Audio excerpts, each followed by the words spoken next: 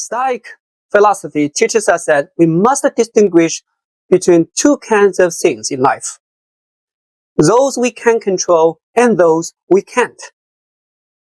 We shouldn't waste our mental energy on things that are beyond our control, because no matter how much time and energy you spend, we simply cannot change them. Obsessing over the unchangeable is nothing but meaningless internal consumption. These days, many of us experience what psychologists call learned helplessness. It's a state where we feel we have no control over, many things. No matter how hard we try, nothing seems to change. A sense of this powerlessness, this hopelessness sets in. For example, no matter how hard I study, I can't get into a prestigious school, because no matter how well I do on the exams, there will always be students with better backgrounds and higher scores. No matter how diligently I work, I can't seem to win the approval of my boss, because the leadership's expectation keep shifting. No matter how attentive I am, I can't win the heart of someone I admire, right? Because of a past mistake. They just don't like me. I cannot control that. In short, I feel like no matter how much I try, nothing changes. Faced with this, it's easy to fall into despair. If nothing I do makes a difference, why even try? I might as well just give up. That's the psychological trap of learned helplessness. And over time, it leads to a phenomenon we call lying flat or giving up, losing hope. But is there a cure for this inner exhaustion or helplessness? Now, I believe Stoic philosophy offers a solution. Stoicism is a school of thought from ancient Rome. It was practiced by great thinkers like Seneca, Epictetus, and the Roman Emperor Marcus Aurelius. The central teaching of Stoicism is this: you got to distinguish between what we can control and what we can't. So, what can we control? For example, I can choose to put more efforts into memorizing English vocabulary. I will likely remember more. I can choose to do my job well. I can choose to produce this video with care, ensuring there is a few typos in the subtitles and that my message is clear. As long as I'm willing to be diligent and intentional, no one can stop me from improving. That's within my control. However, what's not in my control is like the weather, the family I was born into, okay, and whether this video will become popular. Now, these outcomes are affected by a lot of external forces like the nature, other people, and past events that has already happened. One powerful reminder comes from the idea of sunk costs. We can't go back in time. What's done is done, right? Can we rewind ourselves? Can we rewind time? No. And so Stoicism teaches us accept what's beyond our control and focus our energy on what can be changed. This mindset was beautifully echoed by the Christian theologian, right? Reinhold Niebuhr, okay, in what we now call the Serenity Prayer. God, grant me the serenity to accept things I can't change, the courage to change the things that I can, and the wisdom to know the difference. Much of our inner turmoils comes from lacking of this wisdom, is to distinguish what's changeable from what's not. We fixate on things that are outside our influence and burn ourselves out mentally. For example, some people are consumed with the frustration over not being born into a wealthy family. Why wasn't my father super rich? Why couldn't others buy a house for me after college? And I can only rent a shared apartment. Why is life so unfair? Right? But what's the point of dwelling on this? Your father is not super rich. That's the reality. You cannot change that. So why not use that same energy to exercise, learn a new skill, or improve your career perspectives? Things that you can change, things that you can control.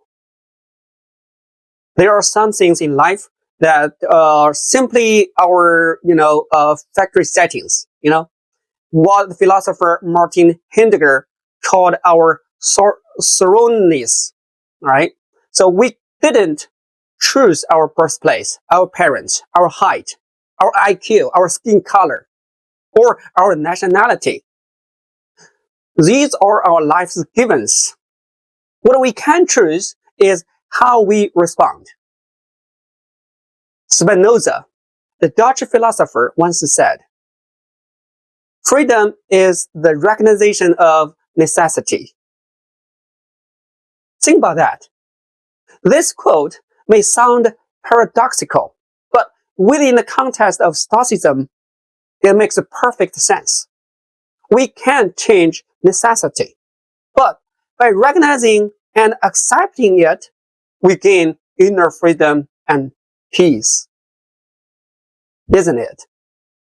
Why we accept what can be changed, we free our minds to focus on what can be changed.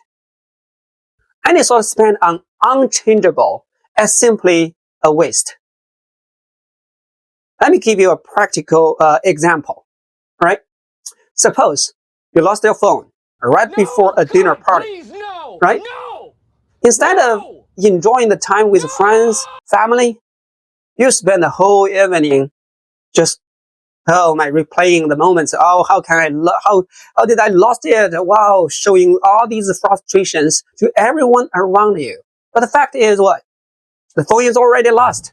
It's gone. Time can't be reversed.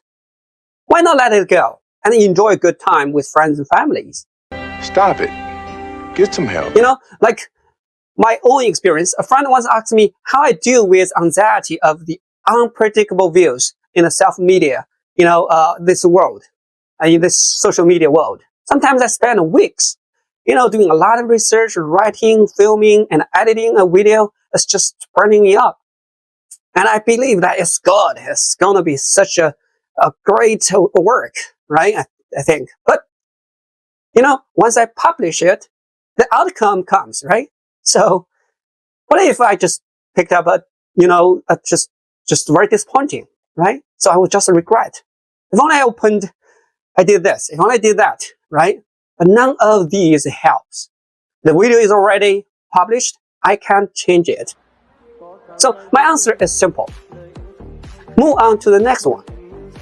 Stop obsessing over what's already done. It's a sunk cost.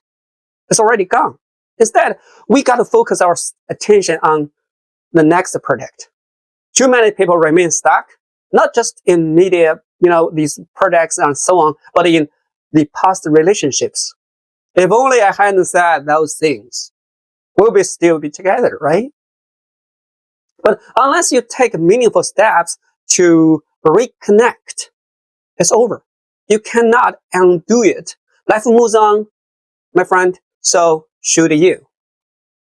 In conclusion, Stoicism teaches us to clearly distinguish between what we can and what we can't control. And this distinction leads to a deeper insight. So there are two worlds, the outer and the inner. All right. The outer world is largely out of our hands. Whether we are successful, luck, good fortune, or heartbroken or promoted, that's often beyond our control. So whatever the outcome, embrace it calmly. Be at peace, regardless of praise or criticism, fortune or misfortune.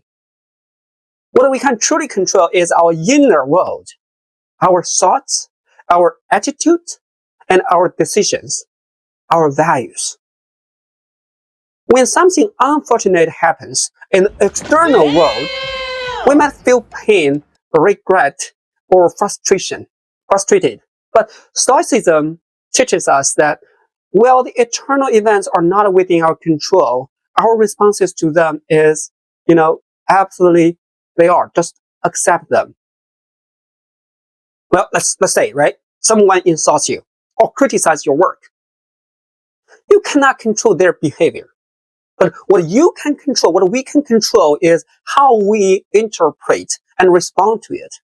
You can choose not to be angry, not to be retaliated, not to internalize the negativityness. So you can calmly evaluate whether there's any truth in the criticism, and if there is, improve yourself. If there isn't, you can dismiss it. The inner world, our judgments, values, and reactions is where our real freedom lies. As Marcus Aurelius wrote in Meditations, you have the power over your mind, not outside events. Realize this, and you will find strength. Let me share another example.